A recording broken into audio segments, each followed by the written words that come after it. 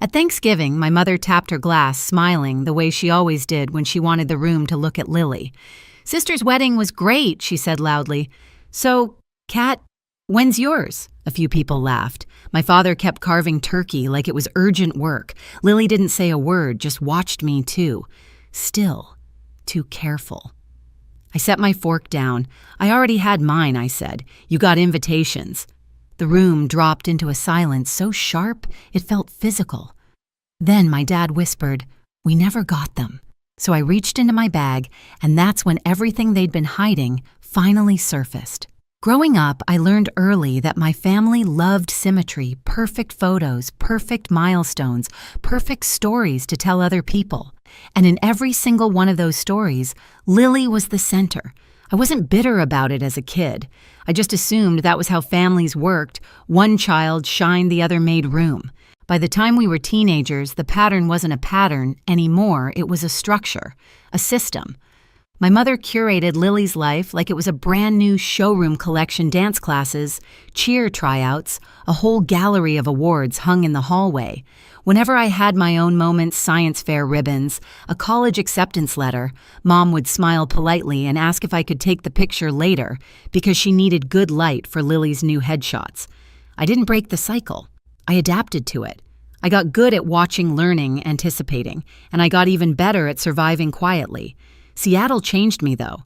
Moving 3 hours away for work wasn't rebellion, it was oxygen. I built a life I chose: small apartment with tall windows, stacks of research notes everywhere, shirts that smelled like the coffee Ethan made every morning.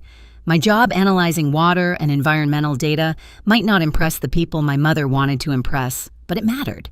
It made sense to me. And Ethan, he saw me in ways my own family never even attempted. He listened. He paid attention. He remembered things. His family noticed me too. Not because I performed for them, but because they cared. The first time Helen hugged me, she didn't let go immediately the way my mother did, like she was done checking a box. She actually held me warm and certain. She asked about my work. She remembered specifics. Robert did too. They weren't perfect people, but they were present, and that was new. So when Ethan proposed on a foggy June morning by the water, I said yes without hesitation. We didn't want a grand production. We chose a small coastal chapel, invited the people who truly knew us, kept everything simple and real. The only thing I wished for, quietly, stubbornly, was that my parents and Lily would show up. That maybe for once they'd choose me. I designed the invitations myself, had them printed early, and mailed them with signature required because I knew my family's habit of misplacing things that weren't useful to them. I triple-checked addresses. I refreshed tracking numbers like it was a ritual. When everything showed as delivered, I let myself breathe. Then the silence came. No calls, no texts, not even a casual congrats in the family group chat. Weeks passed. The wedding passed. And still nothing. I told myself 100 stories to keep from facing the truth. Maybe the mail got mixed up. Maybe they were planning a surprise. Maybe they were waiting for the right moment. But deep down, a colder thought took root. Someone didn't want those invitations seen, and I didn't know how right I was until Thanksgiving night. The silence after the wedding didn't just sit there. It expanded, seeped into every corner of my life like a slow leak. At first, I waited. People get busy, I told myself. They'll call. They'll text. They'll at least ask why they didn't get an invitation. But days became weeks, and the quiet turned into something heavier, something intentional. I tried to reach out. A call to my mother went to voicemail.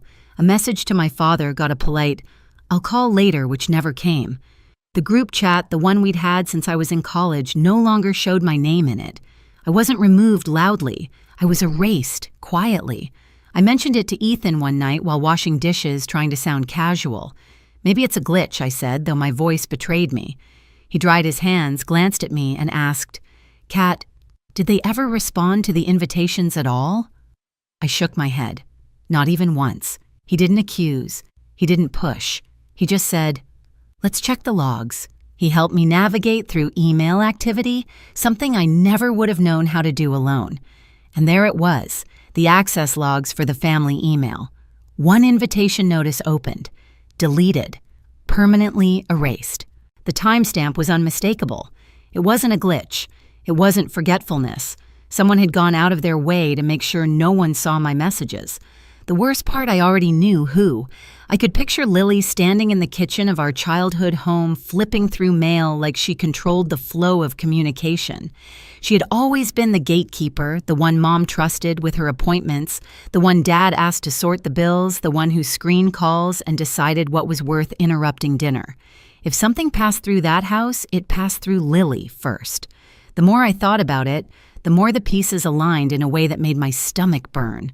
She was preparing for her own massive September wedding, 350 guests, designer gown, custom, everything. Her entire identity revolved around the spotlight. My wedding, even small and quiet, had the potential to draw attention away from hers. And Lily never shared attention easily. Still, I needed proof. So I pulled up the tracking receipts. I'd saved 4 packages, 4 signatures. My name as the sender, their address as the destination, and the signature at the bottom. One I recognized immediately, Lily's. I stared at the curl of her handwriting, felt my throat tighten. She hadn't just forgotten. She hadn't just misplaced them. She intercepted them. She made sure nobody saw my wedding at all. Ethan touched my arm gently. "Kat, what do you want to do?" I didn't have an answer right away. Anger would have been easier. Rage would have made sense. But what I felt was something deeper, something sharp and old, a familiar wound reopening. What do you do when the people you love choose not to see you? Thanksgiving was coming. I almost skipped it. Almost let them keep pretending I didn't exist. But pretending was what built this mess in the first place. So I made a different choice. I went. And I carried the truth with me. Thanksgiving always looked perfect from the outside white tablecloth polished silver, a candle in the center flickering, like it belonged in a magazine spread. But the moment I stepped through the door, I felt that old unspoken tension settling over my shoulders like a familiar coat I never asked to wear. Lily was already posing for photos near the fireplace, her husband adjusting her hair like they were shooting a holiday card. My mother fussed over the turkey, narrating every detail of Lily's September wedding to anyone within earshot.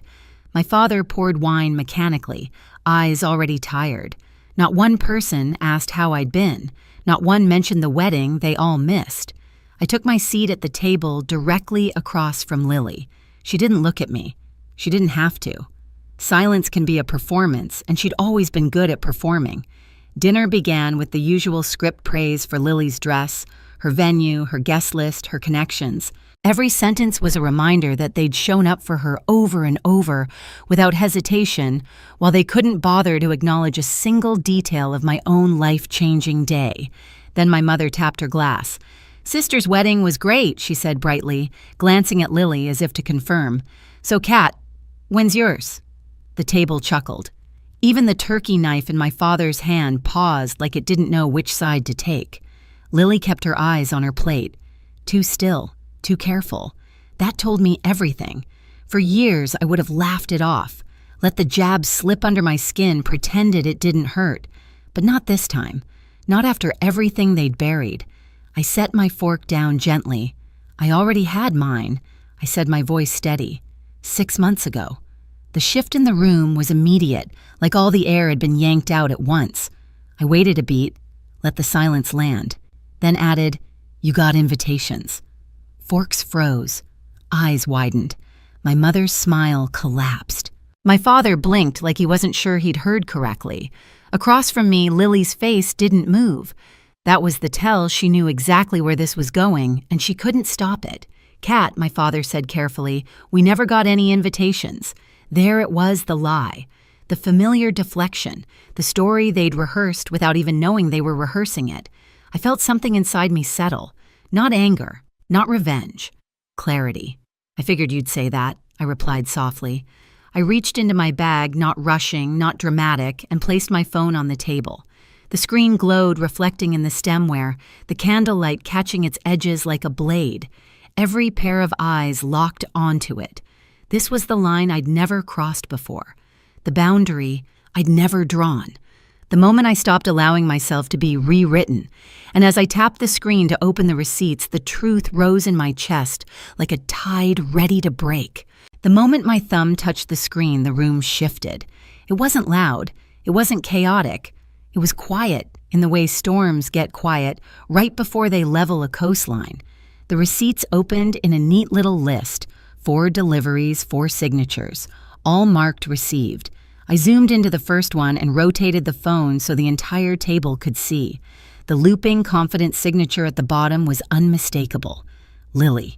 My mother gasped softly, her hand flying to her mouth. My father leaned forward like he needed to see the truth up close or it wouldn't count. Ryan stiffened in his chair, his eyes darting from the screen to his wife like someone had suddenly spoken a language he didn't know she understood. Lily didn't move. Her face didn't even twitch. I could feel my pulse in my fingertips, but my voice came out calm too. Calm. These were delivered April 23rd, I said. All 4 invitations. Signed for by Lily. Dead silence again. But this time it wasn't surprise. It was exposure. Kat, my father whispered this. This must be a mistake. It's not, I said, swiping to the next screenshot. This is the tracking log from the Postal Service. Priority mail. Signature required. All confirmed, all delivered. I paused, then added quietly, and all intercepted. My mother shook her head. No.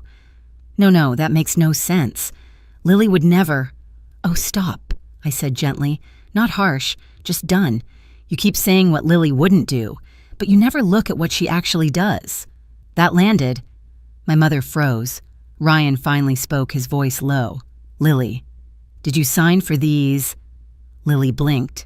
Not slow, not thoughtful, but mechanical, like she was trying to reboot her expression.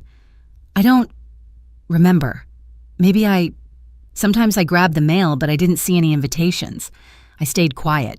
I'd learned a long time ago that silence is sometimes louder than any accusation, so I let it sit. My father, staring hard at Lily, now said, You didn't see 4 packages from your sister, around the time you knew she was engaged. It's not my job to track everyone's mail. Lily snapped back, the first crack in her composure sharp enough to cut. It was the wrong move. My mother reached toward her. Sweetheart, no, I said, my voice still calm. Let her talk. She's been talking for years. Lily glared at me. What's that supposed to mean? I didn't answer the question. I swiped to the last screenshot, the email log Ethan helped me access. This, I said quietly, is the activity log for the family email account. The wedding announcement email I sent in April was opened from this house, then deleted. Immediately. My father's jaw tightened. Who has access to that account? Everyone at the table knew the answer. Everyone always knew the answer. Lily finally broke. I didn't delete anything she said too fast. I tilted my head. Then why does it show your device ID? Her mouth opened. Closed. Opened again. Maybe I clicked it by accident. I don't know, why are you attacking me? I'm not attacking you, I said. I'm showing you what you did. My mother exhaled harshly. Why would Lily ever hide your invitations? Why would she sabotage your wedding? That's ridiculous. There it was, the sentence she'd been polishing my entire life. The defense she used for every bruise Lily ever left on me. Why, I repeated. Because my wedding happened in June. Hers was in September. I turned to Lily. Because you didn't want anyone talking about mine before yours. Lily flinched like I'd slapped her with the truth she'd been trying to outrun. That's insane, Lily hissed. You always twist things to make me look bad. No, I said, voice steady. You did that yourself. Ryan's chair scraped the floor as he stood. Lily, is this true? She stared down at her napkin, her breath shaking. Everyone always thinks Kat is so innocent. She never needs anything. She never wants anything. She ruins nothing for anyone. She just exists and makes everyone feel what I asked softly. Makes everyone feel what she shot to her feet. Feel guilty. Feel small. Feel like she doesn't even have to try, huh? There it was, the real confession. Not about the invitations, but about every year before them. I leaned back slightly. So you hid my wedding because... What? Because it was quiet, because it didn't compete with your 6-tier cake and rented string quartet. That's not... She gasped, but the truth was already hanging in the air like smoke. Kat, my father said desperately, we didn't know. If we'd known, we would have... You would have come, I finished for him after years of missing every milestone, after forgetting every birthday, after making sure Lily's needs always came first. He closed his eyes. My mother's face twisted. "You can't put all that on us." "We did our best, no," I said. "You did your best for Lily. For me, you did the bare minimum and called it fairness." Lily sat down abruptly, her shoulders collapsing. Even she couldn't defend that. The weight of decades pressed into my chest, not as grief anymore, but as clarity. I looked at each of them, the people I had begged silently for years to see me, and I finally told the truth. "I didn't lose my family tonight," I said. "I just stopped pretending I had one." My mother gasped. "Kat, don't you dare talk like that." "Why?" I said. "Because it threatens the story you built, the one where Lily is perfect. Dad is neutral. You are the peacemaker and I'm the problem." "No one said you're the problem," Dad whispered. "You didn't need to say it," I replied. "You showed it, over and over." Ryan sank back into his chair as if watching the pieces of his marriage rearrange themselves into a shape he didn't recognize. Lily whispered, "Kat, please." That single word "please" carried years of fear-guilt and the sudden realization that her control was gone. I stood slowly, pushing my chair back with a soft scrape. "I'm done begging for a place at this table," I said. "I'm done asking you to show up for me. I'm done pretending Lily's choices don't hurt me. I'm done accepting your silence as anything but agreement." I took a breath. "I'm done." My father stood too, reaching out. "Kat, don't go. We can talk." "We are talking," I said, for the first time, and for the last time under these terms. My mother's eyes brimmed. "We can fix this. You can't fix what you refuse to acknowledge," I replied, "and you refused for years." I picked up my coat, feeling lighter with every inch I pulled it over my shoulders. As I walked to the door, I heard Lily sob quietly. I heard my mother mutter my name like a plea. I heard my father say, "We should have checked. We should have asked." But their remorse wasn't my responsibility anymore. I opened the door, cold air rushing in, and paused just long enough to say, "You didn't miss my wedding. You chose not to see it." Then I stepped outside, letting the door close behind me, not loudly, not dramatically, just firmly, a clean final line drawn. And for the first time in my life, the silence that followed belonged to me. Ethan opened the door before I even reached it, like he'd been listening for my footsteps. One look at my face and he didn't ask what happened. He just wrapped his arms around me and held on until the shaking stopped. No questions, no judgment, just presence. Something my family had never mastered. The next morning, his parents invited us over for a simple breakfast. No ceremony, no pity, just warm food, real conversation, and the kind of attention that doesn't have to be earned. Helen squeezed my hand and said, "Your family here. Not because you married my son, because you matter." A week later, Lily sent a long email, therapy soft apologetic, admitting more than I expected. I read it. I didn't reply. My dad called every few days, small steps, careful steps. I let him try. Then he found one of my wedding invitations buried in a storage box in the garage, proof of everything I already knew. He mailed it to me quietly, without commentary. That was the closest he'd come to an apology that felt real. My mother never reached out, and for the first time, that absence didn't feel like a wound. It felt like an answer. I used to believe family was something you protected, no matter what it cost you. But standing in my own home now, Ethan cooking dinner laughter drifting in from friends who choose me every single day, I finally understood the truth. Family isn't who shares your blood. It's who shows up. It's who listens. It's who stays. And sometimes the bravest thing you can do is walk away from the people who never learned how to hold you. If any part of this felt familiar, tell me where you're watching from and share your story below. And don't forget to subscribe for the next one.